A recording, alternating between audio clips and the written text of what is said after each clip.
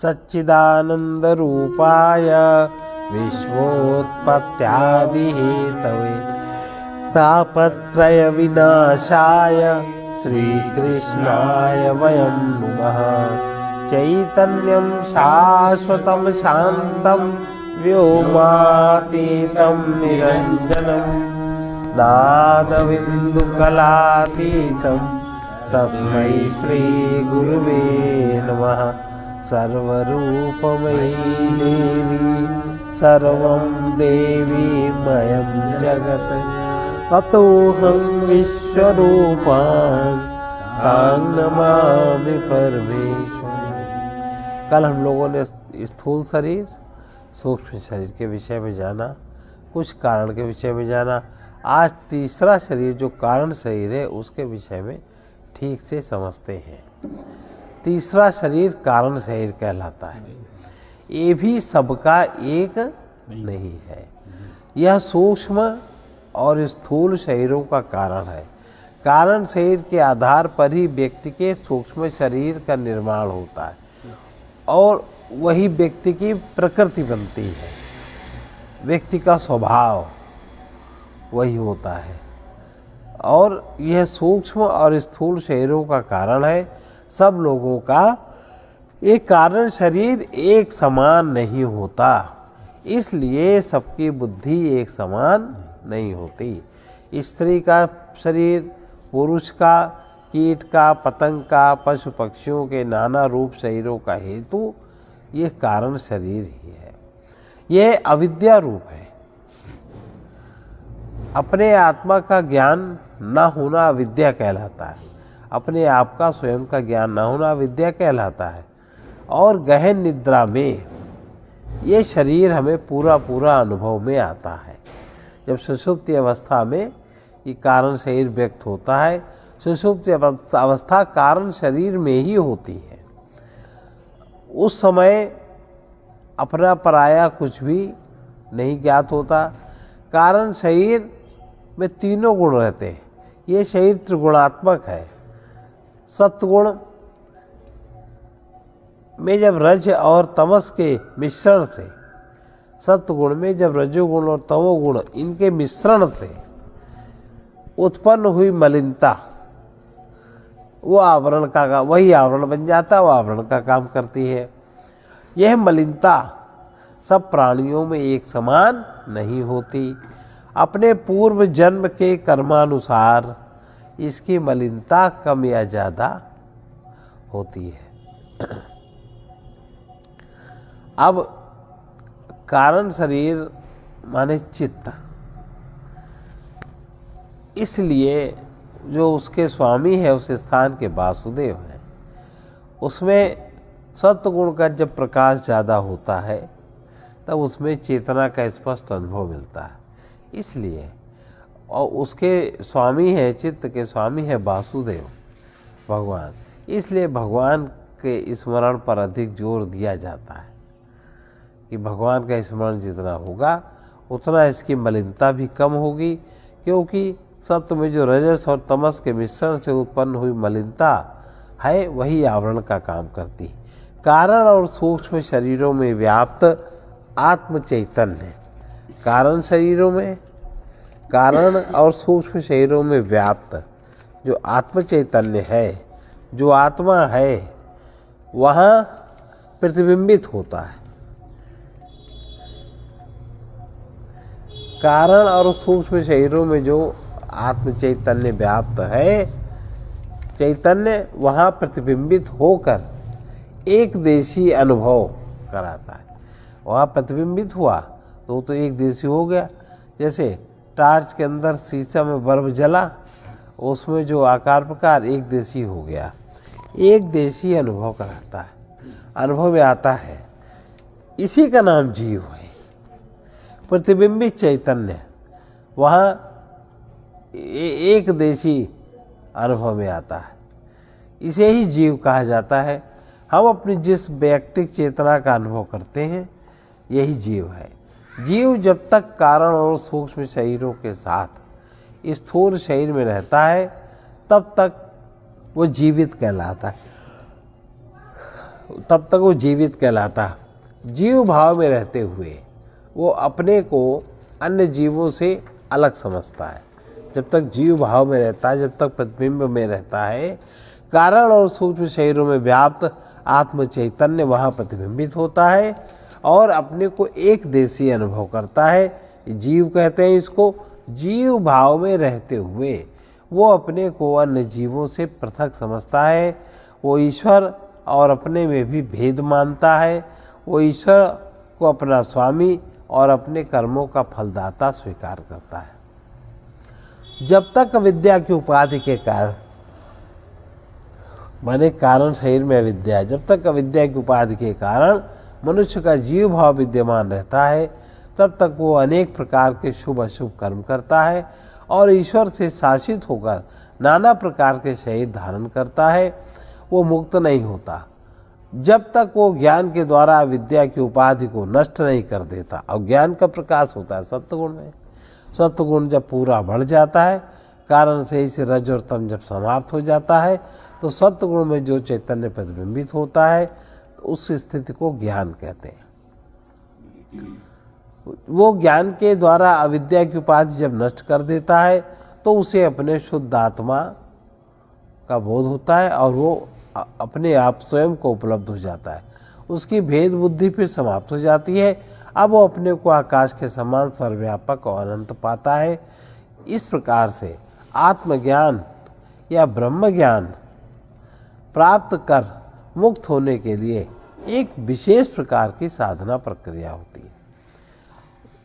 और जो विशेष प्रकार की साधना प्रक्रिया होती है, उसमें सबसे पहले में क्या करना पड़ता है? सबसे पहले हमें धर्म और अधर्म का विवेक कर धर्म के मार्ग पर चलने का अभ्यास करना होता है। पहले हम जाने धर्म क्या है, अधर्म क्या है, और फिर दोनों को जान के फिर हम धर्म के मार्ग पर चलने का अभ्यास करें। आज धर्म की परिभाषा बड़ी विचित्र। कहीं टीका लगा दिया, कपड़े पहना दिए, कहीं सनातनी हो गए। ले एको धर्म। धर्म और अधर्म को जानकर, धर्म और अधर्म का विवेक कर धर्म के मार्ग पर चलने का अभ्यास करना होता है। धर्म के मार्ग पर जो चलने वाला है, धर्म के मार्ग पर चलने वाले को सबसे पहले इंद्रिय निग्रह करना होता है। और फिर नंबर 2, निष्काम कर्म। धर्म का पहला आधार क्या है? इंद्रिय निग्रह और निष्काम कर्म करना होता है। फिर वो संयमी और निष्काम साधक, फिर वो उपासना के पथ में आता है। उपासना के द्वारा उसका मन फिर एकाग्र होने लगता है। अब वो विवेक वैराग्य आदि साधन से संपन्न होकर फिर उसको गुरु स्वतः प्राप्त होते हैं, उसको समझ में आता है। और फिर जब उनका उपदेश, उनकी जो गूढ़ युक्तियाँ प्राप्त होती हैं, तब जीव आत्मज्ञान को प्राप्त होता है। इस प्रकार आध्यात्मिक साधना का प्रवेश द्वार सबसे पहला धर्माचरण है। धर्माचरण क्या? इंद्रिय संयम। धर्माचरण माने इंद्रिय निग्रह और निष्काम कर्म। सबसे पहला द्वार धर्माचरण है। मनुष्य में कम से कम इतनी तो बुद्धि होनी चाहिए कि धर्म और अधर्म का वो अंतर जाने। न्यायपूर्वक जो कार्य मनुष्य को करना चाहिए वही उसका धर्म है। धर्म और कर्तव्य कर्म करीब करीब कुछ लोग उसको एक बात कहते हैं, लेकिन कुछ अंतर है। यदि हम सत्य का पालन करें तो सभी धर्म सध जाते हैं। वैसे धर्म के 4 चरण बताए गए हैं। सत्य, सत्य हो गया इंद्रिय निग्रह, और फिर तप हो गया निष्काम कर्म, और फिर दया हो गया परोपकार, और दान हो गया शुभ कर्म। दूसरों को यदि सत्य का पालन हम करें तो सारे धर्म सध जाते। एक ही साधे सब सधे, सब साधे सब जाएं। दूसरों को अपने स्वार्थ के लिए कष्ट देना या उनका स्वत्व हरण करना अधर्म है। जिससे हमारा द्वेष भाव बढ़ता है, बैर बढ़ता है, और जिस कारण से अपना मन अशांत होता है, वही अधर्म है, ये समझना चाहिए। सामान्य रूप से कहा जा सकता है जिस प्रकार से हमारा मन शांत हो, प्रसन्न रहे, भविष्य में भी कोई संकट उत्पन्न ना हो, वही हमारा धर्म है। धर्म दो प्रकार के सामान्य रूप से पाए जाते हैं, एक स्वधर्म और एक सामान्य धर्म। स्वधर्म का निर्णय वर्ण और आश्रम से होता है। 4 वर्णों के कर्तव्य कर्म अपने अपने सबके अलग अलग हैं, और 4 आश्रमों के भी कर्तव्य कर्म सबके अलग अलग हैं। सामान्य धर्म वो है जो सबको पालन करना चाहिए, जैसे सत्य, अहिंसा, अपरिग्रह आदि सब सामान्य धर्म है। अहिंसा, सत्य, अस्तेय, ब्रह्मचर्य, अपरिग्रह, इंद्रिय निग्रह सामान्य धर्म है, सबको पालन करना चाहिए। इन दोनों प्रकार के धर्मों का पालन करने के लिए 3 फल होते हैं। जो अपने स्वधर्म का पालन करता है और सामान्य धर्म का पालन जो करता है, उसका परिणाम 3 रूप में आता है। नंबर 1, भौतिक सुख।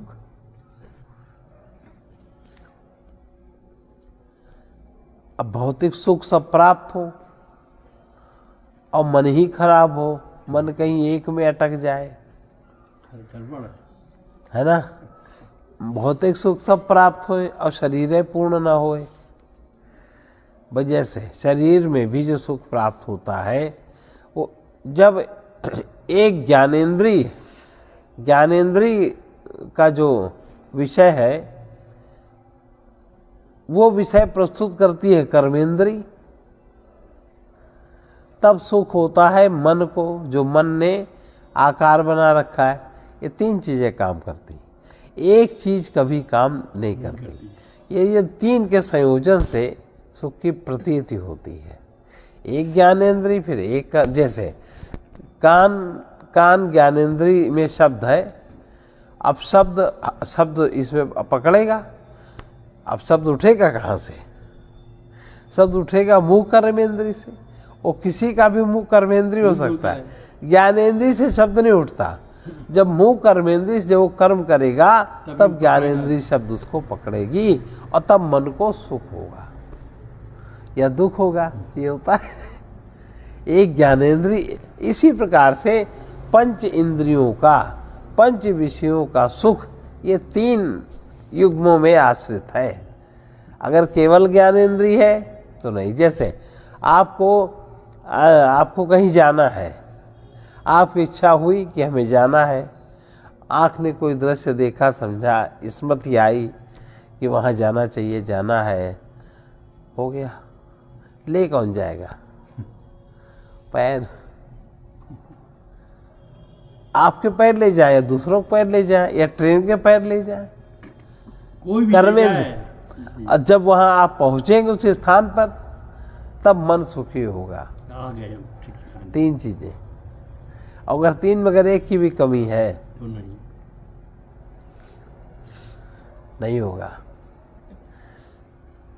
इस प्रकार से जो 4 वर्णों के कर्तव्य कर्म अपने अलग अलग हैं, 4 आश्रमों के भी कर्तव्य कर्म अलग अलग हैं। सामान्य धर्म वो है जो सबको पालन करना चाहिए। सत्य, अहिंसा, अस्तेय आदि सामान्य धर्म है। इन दोनों प्रकार के धर्मों का पालन करने के 3 फल हैं। नंबर 1, भौतिक सुख। और भौतिक सुखों में हर युग्म प्राप्त होना, आपको स्थूल सहित, सूक्ष्म सहित, कारण सहित, इन तीनों का युग्म हो, और आपको तीनों इंद्रियों का युग्म हो, ज्ञानेंद्रिय का, कर्मेंद्रिय का और मनेंद्रिय का, तब आप भौतिक सुख का अनुभव कर सकते हो। अगर एक की भी कमी हुई तो नहीं। कीर्ति और स्वर्ग आदि। इसके विपरीत अधर्म का फल दुख, निंदा और नरक। मनुष्य अधर्म के दुष्परिणाम नहीं भोगना चाहता, और फिर भी करना चाहता, लोभ में पड़कर अधर्म में ही प्रवृत्ति उसकी होती है। यह उसकी मूढ़ता है, और अपनी मूढ़ता को कोई नहीं समझता। धर्म के मार्ग पर चलना ही बड़ा कल्याणकारी है, किंतु इसके फलस्वरूप जो सुख आदि प्राप्त होते हैं वे सब नश्वर हैं। उनके समाप्त होने पर भी दुख आता है। स्वर्ग प्राप्त होने पर भी वो सदा उपलब्ध नहीं रहता, उसे छोड़कर जीव को मृत्यु लोक में पुनः आना पड़ता है। इस समस्या से बचने के लिए आगे की साधना करनी चाहिए। सकाम धर्म के पालन से निष्काम धर्म श्रेष्ठ है, इसलिए निष्काम कर्मयोग की साधना का निर्देश दिया गया है। कर्मयोगियों को धर्म के 3 फल तो प्रकृति से ही प्राप्त होते हैं। उसके साथ धर्म पालन करने वाले का सत्गुण इतना बढ़ता जाता है कि उसको परमात्मा की झलक अपने हृदय में ही होने लगती है। वो समझ जाता है, उसका अंतःकरण किसी भी तरह के साधन के 3 फल होते हैं। नंबर 1 भौतिक सुख प्राप्त करना, ये तमोगुणी साधन का। नंबर 2 अंतःकरण की शुद्धि। नंबर 3 आत्मज्ञान। तो ये आत्मज्ञान सबसे उत्तम फल है। सत्गुण इतना बढ़ता है कि परमात्मा को प्राप्त करने का अधिकार प्राप्त हो जाता है। प्रत्येक प्रकार की साधनाओं द्वारा बुद्धि क्रमशः निर्मल होती जाती है, उसमें उच्च मूल्य समझ में आने लगते हैं। धार्मिक व्यक्ति को निष्काम कर्म का महत्व समझ में आने लगता है और उसे आचरण भी ला सकता है। कर्मयोगी को ईश्वर की सत्ता भी समझ में आती है, वो ईश्वर में निष्ठा रखता है और ईश्वर की ही उपासना करने में लग जाता है।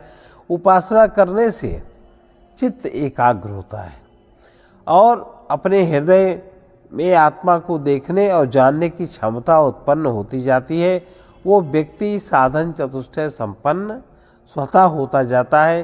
चतुष्टय 4 साधन क्या है? विवेक, वैराग्य, सर संपत्ति और मुमुक्षुता। ये सब अपने आप जब आ जाती हैं तो भौतिक आसक्तियाँ उसकी स्वतः छूट जाती हैं और ज्ञान प्राप्त करने के लिए उसको गुरुदेव भी प्राप्त हो जाते हैं, उसको प्रयास नहीं करना पड़ता। ज्ञान के 2 रूप होते हैं, एक तो ज्ञान, दूसरा विज्ञान।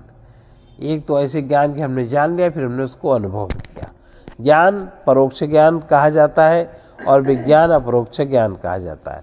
जब शास्त्र का श्रवण करने से आत्मा और परमात्मा की एकत्व का बौद्धिक ज्ञान स्पष्ट रूप से हो जाता है तो उसे हम ज्ञान कहते हैं। मनन निधि ध्यासन के बल पर वो ज्ञान आत्मा के स्तर पर पहुंचकर जब अपरोक्ष होता है तो उसे विज्ञान कहा जाता है।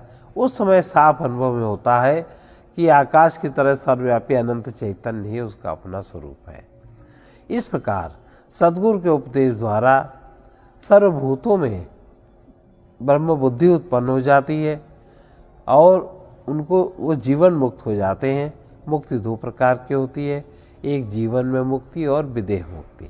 एक तो जिंदगी रहते रहते अपने को ज्ञान हो गया, मुक्त स्वरूप का अनुभव करने लगे, और दूसरा फिर शरीर छोड़ने पर भी मुक्ति हो जाती है। इसी शरीर में रहते हुए जब मनुष्य मुक्त हो जाता है तो उसे जीवन मुक्ति कहते हैं। जब शरीर समाप्त होने पर उससे दूसरा शरीर नहीं धारण करना पड़ता तो उसे विदेह मुक्ति कहते हैं। जो पहले जीवन मुक्त होता है वही शरीर छोड़कर विदेह मुक्त हो पाता है। जैसे अज्ञानी व्यक्ति का दृढ़ निश्चय होता है कि मैं शरीर हूँ, मैं पुरुष हूँ, मैं स्त्री हूँ, मैं ब्राह्मण शूद्र हूँ, इसी प्रकार जब दृढ़ निश्चय हो कि मैं न ब्राह्मण हूँ न मैं शूद्र हूँ, मैं तो असंग सच्चिदानंद स्वरूप, जब आत्मज्ञान होने के बाद ये अनुभव होता। पर ये अनुभव कहा नहीं जाता, समाज में इसके कहने की व्यवस्था नहीं है। समाज में जो व्यवस्था है उसी के अनुसार जीवन जीना चाहिए।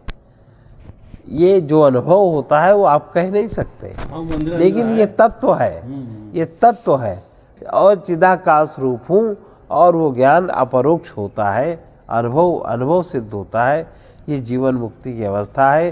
परोक्ष ज्ञान के प्रभाव से संचित कर्मों का बंधन समाप्त हो जाता है। शरीर, वाणी और मन से की जाने वाली क्रियाएं कर्म कहलाती हैं। कर्म समाप्त होने के बाद ऐसा लगता है कि हमारा कर्म नष्ट हो गया, लेकिन कर्म नष्ट नहीं होता, वो हमारे कारण शरीर में सूक्ष्म रूप से अंकित रहता है।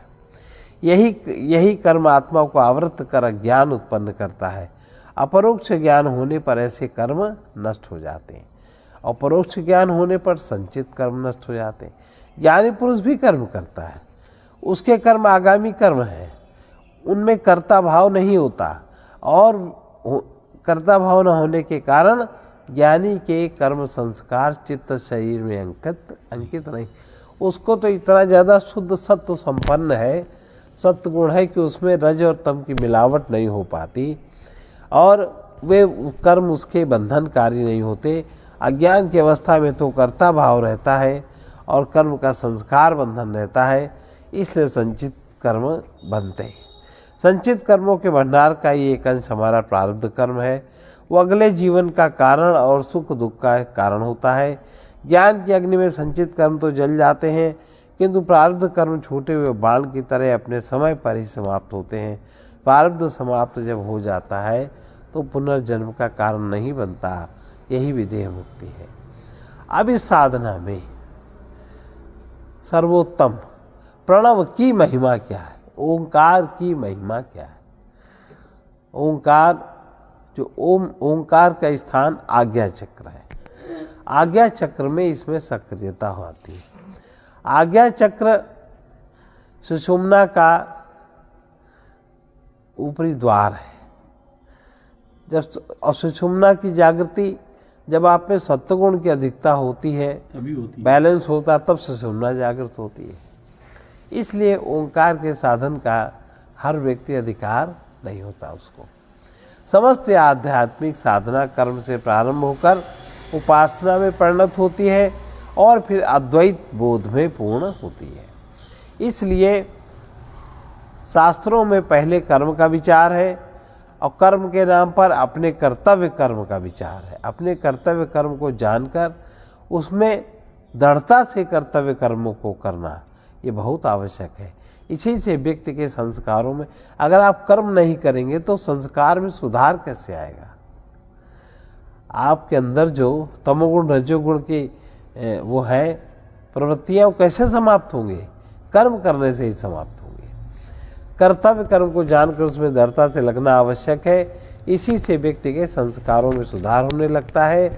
लेकिन ये ध्यान रहे कि यदि सकाम कर्म करते रहने से आध्यात्मिक विकास नहीं होता, इसलिए कर्म के साथ उपासना भी प्रारंभ कर जाती है। उपासना किसे कहते हैं? सामान्यतः समाज में किसी नाम या मूर्ति के सहारे परमात्मा का स्मरण करना उपासना कहलाती है।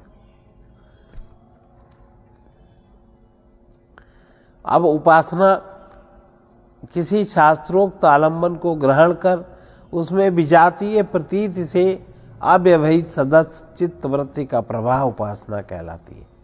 ये शंकराचार्य जी का सिद्धांत है।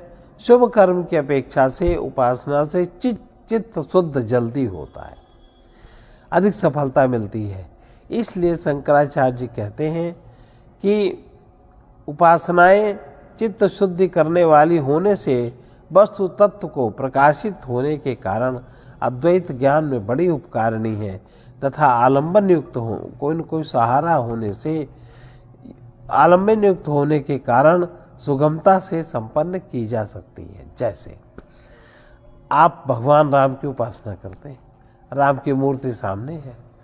अब राम की मूर्ति, पहले तो आपको ये भाव होना चाहिए कि मूर्ति जड़ नहीं है, चैतन्य है। अगर आप जड़ मूर्ति जान के उपासना करोगे तो आपके चित्त में जड़ता की वृद्धि होगी। वो तो मूर्ति सर्व संपन्न है, सर्वपूर्ण है। आपका जो भाव बनेगा वही भाव उस मूर्ति में टकरा के तदाकार आपके अंदर दूसरा असर डालेगा। ये मूर्ति का चुंबकत्व है। बिल्कुल है, सही बात है। इसलिए बहुत ध्यान रखना चाहिए कि आप अब भगवान राम की मूर्ति में भगवान राम का आप ध्यान कर रहे हैं तो भगवान राम माने शुद्ध सात्विक पूर्ण पुरुष। अगर आपका भाव है भगवान में तब तो बहुत लाभ है उसका। जो आपको ज्ञान से लाभ नहीं हो सकता, उपासना से लाभ हो जाएगा।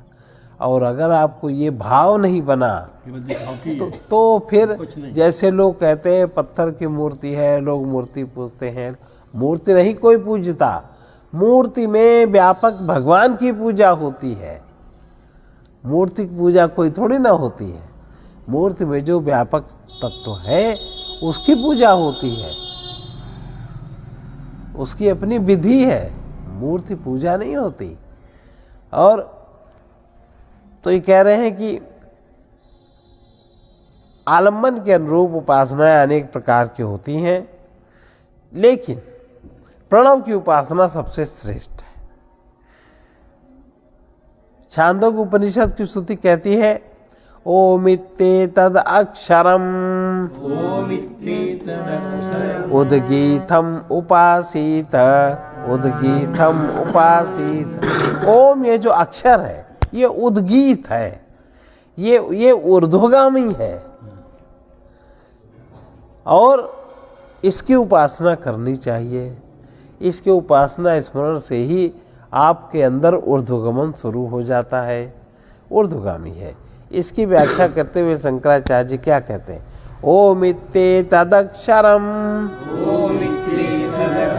परमात्मनोभिधानम् परमात्मनोभिधानम् नेदिष्टम् तस्मिन् हि प्रयुज्यमाने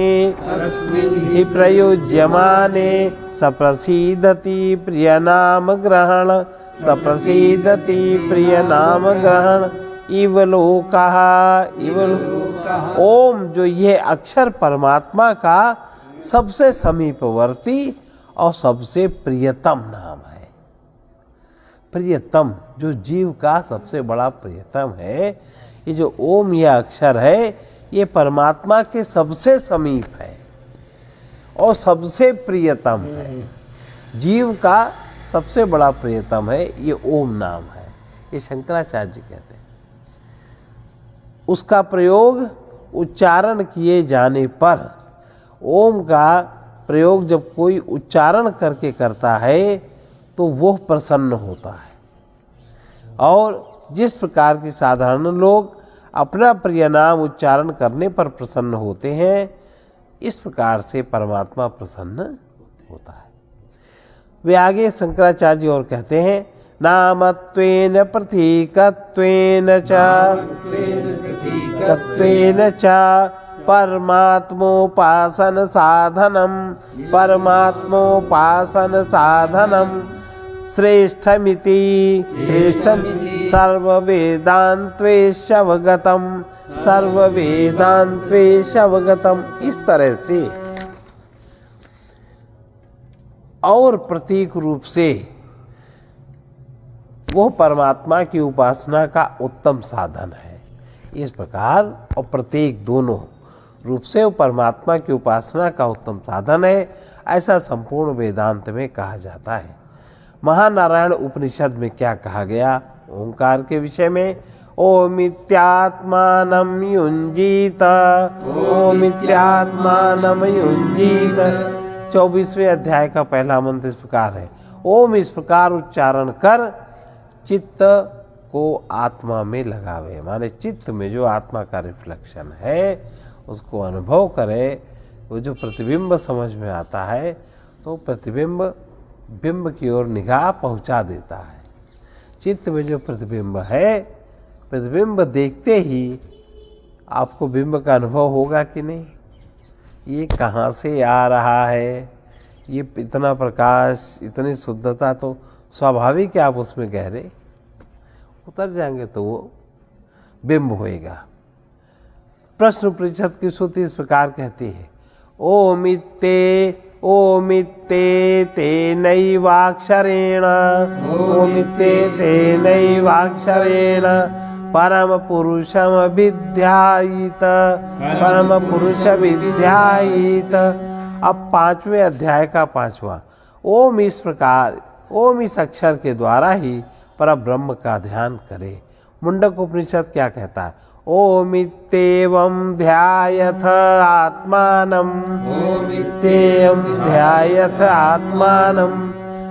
दूसरे अध्याय दूसरे पाद का 6वां ओम इस प्रकार आत्मा का ध्यान करे। अन्य कई उपनिषदों में ऐसा ही निर्देश है। गीता में भगवान क्या कहते हैं? ओमित्येकाक्षरं ब्रह्म व्यावरन् मनुस्मरन् व्यावरन्। ओम यह एक अक्षर ब्रह्म है, इसका उच्चारण करते हुए मेरा माने परमात्मा का स्मरण करो। छांदोग्य उपनिषद की श्रुति उपासना का फल इस प्रकार कहती है यदेतदक्षरम् एतदमृतम् अभयम् तत्प्रविश्य देवा तत्प्रविश्य देवा अमृता अभया अभवन। भया ये जो अक्षर है ये अमृत और अभय रूप है, इसमें प्रविष्ट होकर देवगण अमृत और अभय हो जाते हैं। इससे ज्ञात होता है कि जो जैसे विचारों में रमण करता है वैसा ही हो जाता है। श्रुति भी कहती है तम यथा यथोपासते तम यथा यथोपासते तदेव भवति। एव भवति। उसकी जिस जिस प्रकार की उपासना करता है वैसा ही हो जाता है। छांदोग्य उपनिषद की श्रुति ये भी कहती है चये तदेवं तदेवं विद्वान् अक्षरं प्रणौत्यैत विद्वान् क्षरं प्रणौत्यैत वाक्षरं स्वरं भूतम क्षरं भूतमभयं प्रविशति तत्प्रविश्य यद्मृता देवास्तदमृतो भवति यद्मृता देवा तदमृतो भवति। वो जो इसे इस प्रकार जानने वाला होकर इस अक्षर की उपासना करता है, स्तुति करता है, इस अमृत और अभय रूप अक्षर में हो कर प्रवेश कर जाता है तथा इसमें प्रविष्ट होकर जिस प्रकार देवगण अमर हो गए उसी प्रकार अमर हो जाता है। उस अमरता में न्यूनाधिकता नहीं है, परब्रह्म में अंतरंग बहिरंग का भेद भी नहीं है। जिस अमृत तत्व से देवगण अमर हो गए थे उसी अमृत तत्व को प्राप्त कर अन्य जन भी अमर हो जाते हैं। उसके अमृत तत्व में न न्यूनता है न ही अधिकता है। यही आध्यात्मिक साधक की अंतिम गति है। भगवान शंकराचार्य ने इसका वर्णन सम्यक रूप से प्रणव बोध में किया है। अब प्रणव बोध,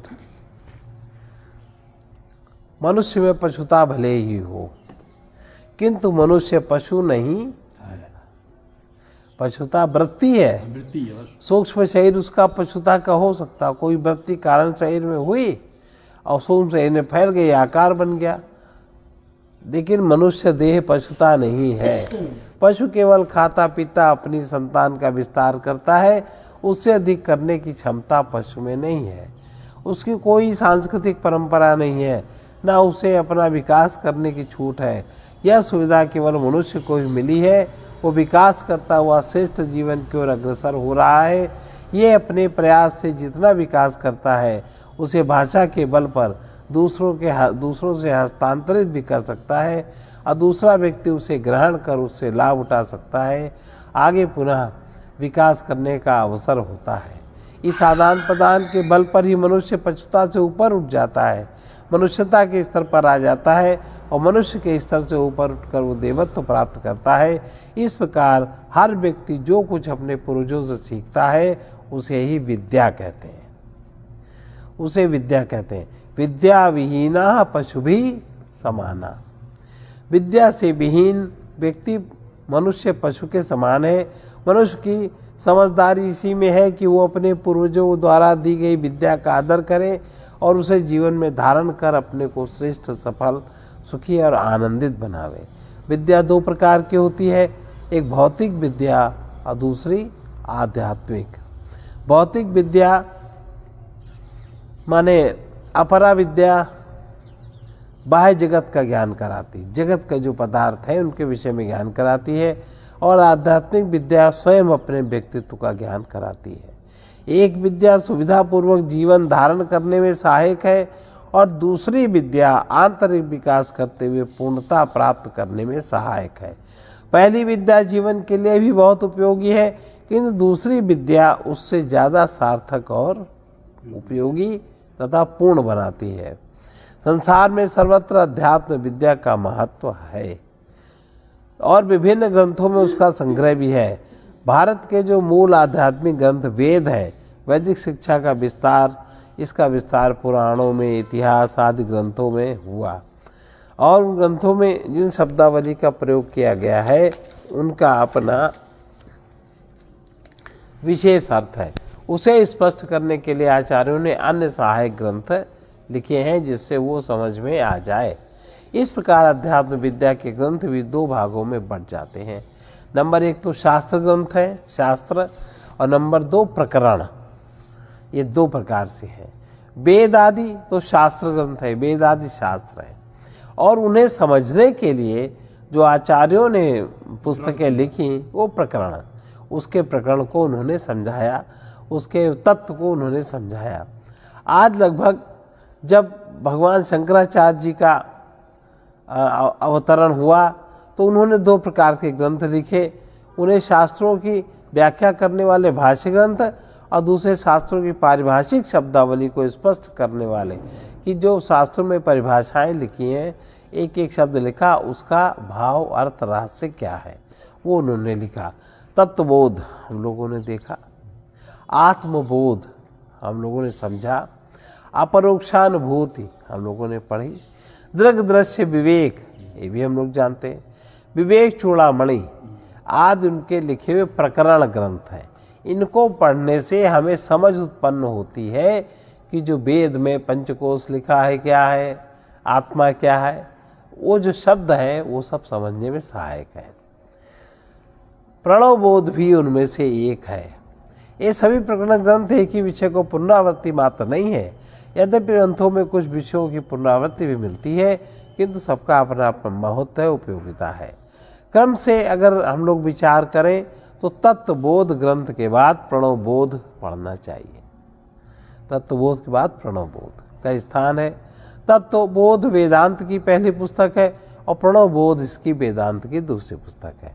पंचीकरण आदि के प्रसंग तत्वबोध में विस्तार से आते हैं, उनका उल्लेख प्रणवबोध में भी आता है, किंतु यहाँ उनका बहुत विस्तार नहीं है। तत्वबोध प्रणवबोध दोनों की रचना शैली एक समान है, दोनों ही गद्य हैं, किंतु तत्वबोध प्रश्नोत्तर शैली में है और प्रणवबोध में ऐसा नहीं है। तत्वबोध और प्रणवबोध का अध्ययन करने के बाद आत्मबोध आदि ग्रंथों का अध्ययन करना चाहिए, जिससे कि आत्मानंद प्राप्त होता है। प्रणवबोध ग्रंथ का प्रतिपाद्य विषय प्रणव है, अर्थात ओंकार है। प्रस्तूयते परब्रह्म आत्मरूपेण येन सा प्रणवा, अर्थात जिसके द्वारा परब्रह्म आत्मरूप से प्रस्तुत हो जाए। परब्रह्म परमात्मा आत्मरूप से आप उसको जान लो। आपके शरीर में, आपके जो तीनों शरीर हैं उनमें परम बोध परमात्मा किस प्रकार से निहित है उसका रहस्य खुल जाए तो आप प्रणवबोध समझ गए, माने आपको परमात्मा का अनुभव हो गया। ये प्रणवबोध की महिमा। प्रणव का बोध जब होगा तो ऐसा हो जाएगा, ये परिणाम होने वाला है। अर्थात जिसके द्वारा परब्रह्म आत्मरूप से प्रस्तुत हो जाए उसे प्रणव कहते हैं। अतः ओंकार ही प्रणव है, ओंकार का बोध ही परमात्मा का बोध है। यद्यपि ये निबंध सूत्र रूप से लिखा गया है इसलिए बहुत संक्षिप्त है, लेकिन जब हम इसको गुरुमुख से सुनते हैं तो उसके अनुसार अंतर्मन उपासना में भी लग जाता है और ब्रह्मात्मय के बोध जागृत होने लगता है। प्रणवबोध ये साधु संत समाज में पंचीकरण इसका नाम कहा जाता है, किंतु देखने में आता पंचीकरण इसका मुख्य विषय नहीं, इसका मुख्य विषय ओंकार है। फिर भी इसे पंचीकरण नाम देने का कोई कारण हो सकता है। और इसमें ओम शब्द से प्रारंभ किया, उसका समापन भी ओंकार में ही किया, अतः इसका प्रणवबोध नाम बहुत अच्छा है। प्रणवः सर्वभूतानां सारस्तत्त्वप्रकाशकः सारस्तत्त्वप्रकाश तेन चित्तसमाधानं मुमुक्षूणां विधीयते मुमुक्षूणां। प्रणव समस्त भूतों का सार तत्व और उनका प्रकाशक है, इसलिए मुमुक्षुओं के चित्त का समाधान करने के लिए इसका निरूपण किया जाता है। इससे ज्ञात होता है कि इस ग्रंथ का नाम जो प्रणवबोध है यह स्वीकार किया गया, और इस प्रकार सब लोग इस बात को स्वीकार करते हैं और अपना ध्यान इसमें केंद्रित करते हैं। अब इसका पहला अध्याय शुरू करते हैं, प्रणव उपासना। आज किया जाए कि कल? प्रणव उपासना ये हम लोग कल सुनेंगे ताकि पूरी समझ, जैसे अभी तक जो सुना उसका सार टिका। अच्छा, बहुत बढ़िया।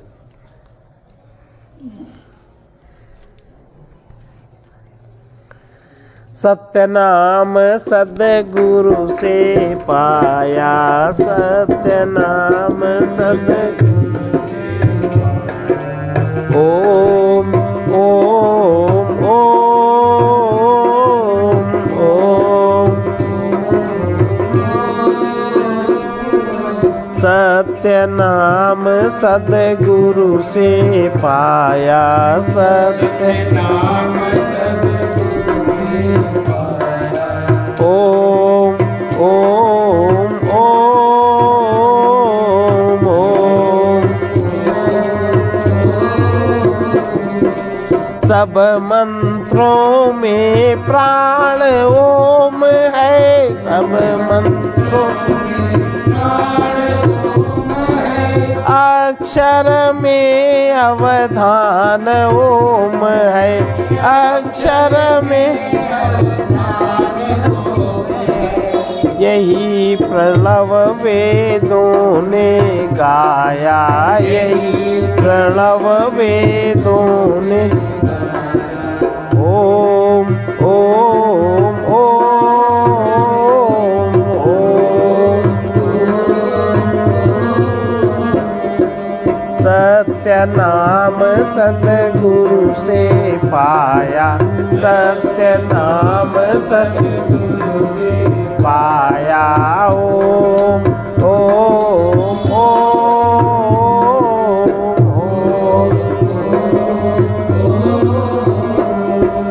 ब्रह्मा विष्णु महेश ओम में, ब्रह्मा विष्णु महेश ओम में। स्वर्ग भुवन भूदेश ओम में, स्वर्ग भुवन भूदेश ओम में। स्वर निनाद में यही सुनाया, स्वर निनाद में यही सुनाया, स्वर निनाद में यही सुनाया, स्वर निनाद में यही सुनाया। ओम ओम ओम ओम ओम ओम। यही प्रणव वेदों ने गाया, यही प्रणव वेदों ने गाया। ओम ओम ओम ओम। कारण सूक्ष्म स्थूल ओम में, कारण सूक्ष्म स्थूल ओम में।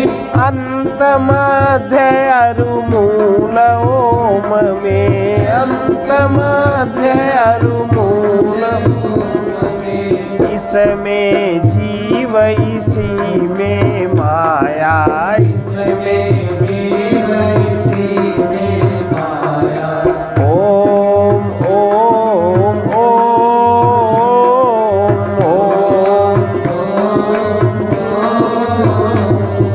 स्वर निनाद में यही सुनाया, स्वर निनाद में यही सुनाया। ओम ओम ओम ओम। परम तत्व का ज्ञान ओम में, परम तत्व का ज्ञान ओम में। अंत मध्य अरु मूल ओम में, अंत मध्य अरु मूल ओम में। परम तत्व का ज्ञान ओम में, परम तत्व का ज्ञान ओम में। ब्रह्म शक्ति का ध्यान ओम में, ब्रह्म शक्ति का ध्यान ओम में। ओंकारमय विश्व दिखाया, ओंकारमय विश्व दिखाया। ओम ओम ओम ओम ओम ओम। सत्य नाम नाम सद्गुरु से पाया, सत्य नाम सद्गुरु से पाया। ओम ओम ओम ओम ओम सच्चिदानंद धाम है, ओम भक्ति द मुक्ति द पूर्ण काम है, भक्ति द मुक्ति द पूर्ण काम है। पथिक हृदय में यही समाया, पथिक हृदय में यही समाया। ओम ओम ओम ओम ओंकारमय विश्व दिखाया, ओंकारमय विश्व दिखाया। ओम ओम ओम ओम सत्य नाम सद्गुरु से पाया, सत्य नाम सद्गुरु से पाया। ओम ओम ओम ओम यही प्रणव वेदों ने गाया, यही प्रणव वेदों ने गाया। ओम ओम ओम ओम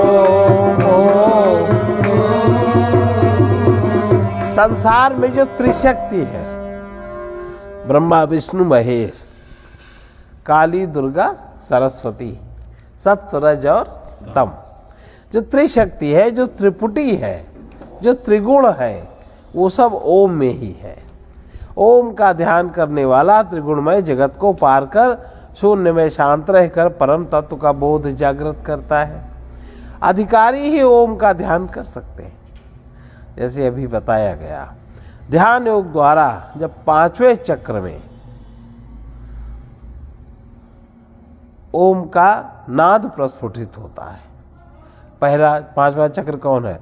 पहला मूलाधार, स्वाधिष्ठान, मणिपुर और फिर हृदय, कंठ। कंठ में इसका नाद प्रस्फुटित होता है और आज्ञा चक्र में इसका दर्शन होता है। आज्ञा चक्र में इसके आकार का प्रकटीकरण होता है और कंठ चक्र में इसका श्रवण होता है।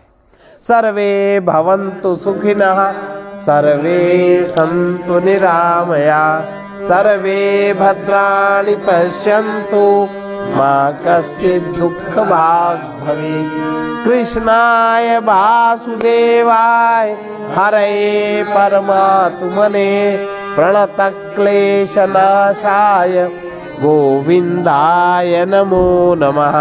उग्रवीर महाविष्णुं ज्वलन्तं सर्वतोमुखं निसिंहं भीषणं भद्रं मृत्योर्नमाम्यहम्। ॐ ह्रौं जूं सः, ॐ भूर्भुवः स्वः, ॐ त्र्यंबकं यजामहे सुगंधिं पुष्टिवर्धनम्। उर्वारुकमिव बन्धनात् मृत्योरमुक्षीयमामृतात्। ॐ स्वः, ॐ भुवः भुः, ॐ सः जूं ह्रौं ॐ। असतो मा सद्गमय तमसो मा ज्योतिर्गमय मृत्योर्मामृतम्। ॐ पूर्णमदः पूर्णमिदं पूर्णात् पूर्णमुदच्यते पूर्णस्य पूर्णमादाय पूर्णमेवावशिष्यते। ओम शांति शांति शांति।